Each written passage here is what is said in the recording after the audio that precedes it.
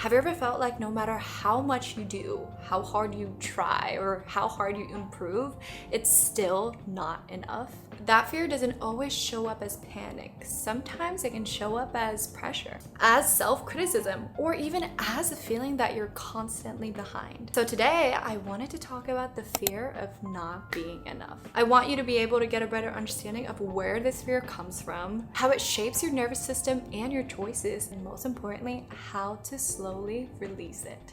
Hi guys, my name is Alina. I'm 23 years old, and for the longest time, I have dealt with this constant fear of never being enough. It would always follow me around, and instead of facing it, I would just look the other way, and I always told myself that I'm naturally a very anxious person, and I just accepted that without really wanting to understand where it was coming from or how to get rid of it. I know it's extremely hard because everyone has this facade, and you think that, they're not struggling with the same issues that you're having, but please use me as an example. I used to have severe panic attacks. I'd be hyperventilating and breaking down and just spend hours and hours crying, being completely overwhelmed with my own thoughts. But once I started understanding myself and understanding where these emotions were coming from, everything began to shift. I wouldn't say that fear completely disappeared, but it no longer controls me. And that's the goal. Today, I'm really excited to share what really helped me to understand this fear and how you can start applying this to your very own life.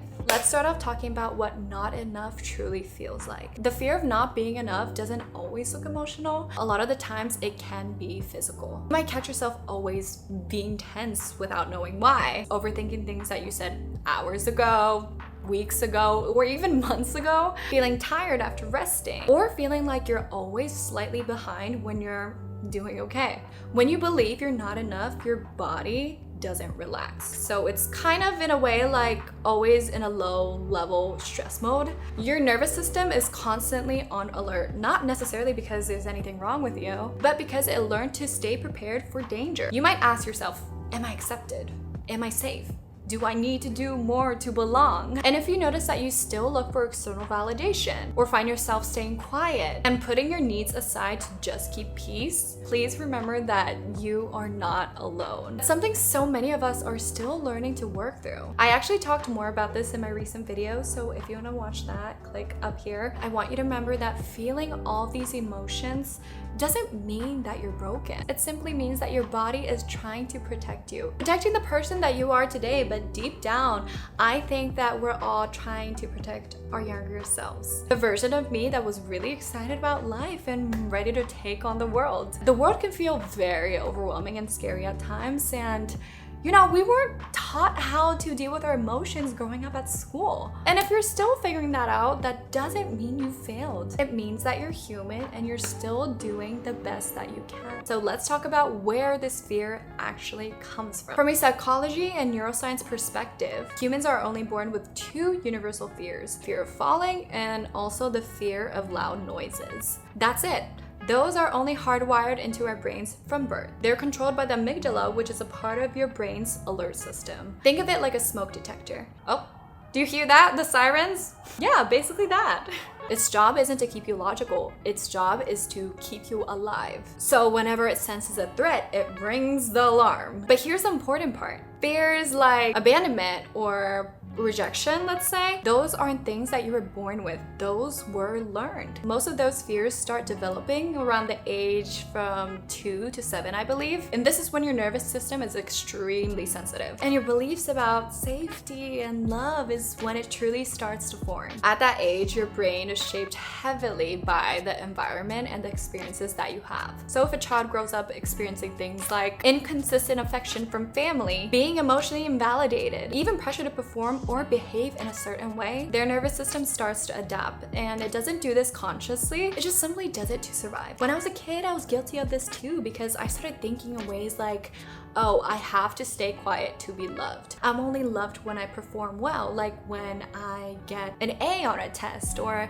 if I win a contest. Even the need to try harder to finally be chosen. This is something called neuroplasticity. It's your brain wiring itself on repeated experiences. And here's something really important to understand. Your brain, especially the amygdala, doesn't separate emotional rejection from physical danger. And to your nervous system, both feel like a threat. The thing is, just because you get older, that doesn't mean that your nervous system automatically updates. So if these patterns aren't consciously worked on, your body keeps reacting as if approval equals safety. That's why these fears can feel so intense as an adult, because they're rooted at a time where you actually depended on someone else to feel safe. What I find truly empowering about this all is that all of these things were learned at one point of your life, right? So there's a way to unlearn it. Your nervous system can actually be retrained through things like self-awareness, having a safe family, or just like, overall a safe relationship, self-compassion. That's the reason why I always talk about self-care and self-improvement. Not to put pressure on myself, but in a way of like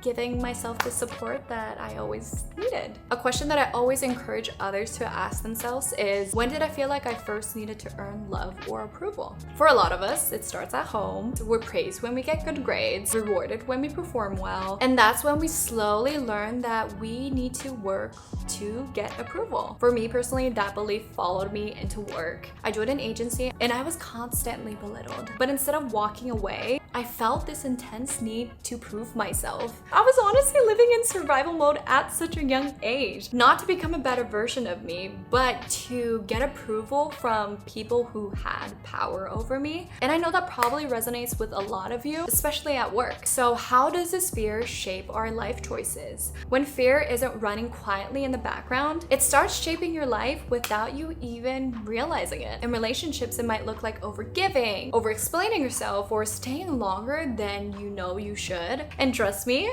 I've been there. I had to repeat the same lessons over and over again until I finally realized that I simply didn't want to live like that anymore. These lessons tend to repeat themselves until we actually learn them. So you don't do this because you don't know any better. You do this because your body fears loss more than discomfort. And those fears usually come from those early experiences that you had as a kid. So your brain isn't necessarily afraid of losing someone. It's afraid of returning to that emotional state that you once felt. That's why childhood trauma often creates hypervigilant thinking. In a way, your mind starts constantly scanning for signs of rejection. Your nervous system learned that if I notice it early on, maybe I can prevent the loss. This could make you do things like replaying old conversations that you had during an argument. None of this is irrational. It's a nervous system that learned how to stay one step ahead before feeling the pain. This can also show up in work or in life as tying productivity to your worth, feeling guilty when you rest even though your body needs it. And what I'm most guilty of is moving my goal after achieving it. That's when stress hormones like cortisol stay elevated. Your body isn't just chasing success, it's chasing safety. And over time, of course, that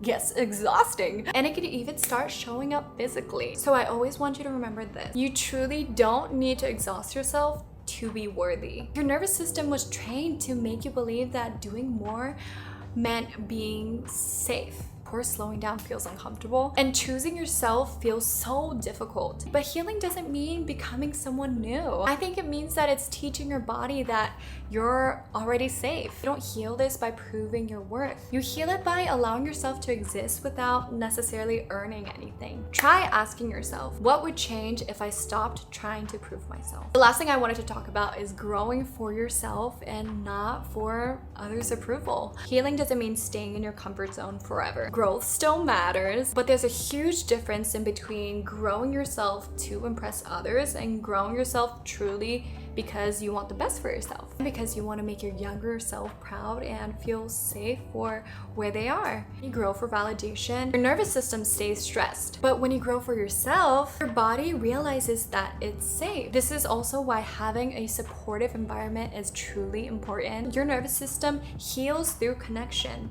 Being around people who encourage you without pressure, that respect your boundaries and also celebrate for your success, it teaches your body that you can grow and still be supported. I actually started a short series called Becoming My Dream Girl, where I talk about, you know, getting out my comfort zone and really becoming the woman that my younger self always dreamed of. And make sure to watch that on my Instagram. I think I'll have it on my main account, which is Alina Toshima, as well as my wellness account, which is Mindful for Me. Working on yourself isn't something to be afraid of. It's something that you deserve. You're learning how to feel safe with yourself. Everything that I shared today is exactly why I made my anxiety workbook, focusing on self-worth, safety, and trust. This workbook isn't about fixing yourself. It was made to support you, the version of you that your younger self always wanted to become. Because growth doesn't mean getting better. It means that you're becoming more you. So I hope you guys enjoyed this video. Make sure to check out all my other videos on my channel, and I'll see you guys in the next one. Bye.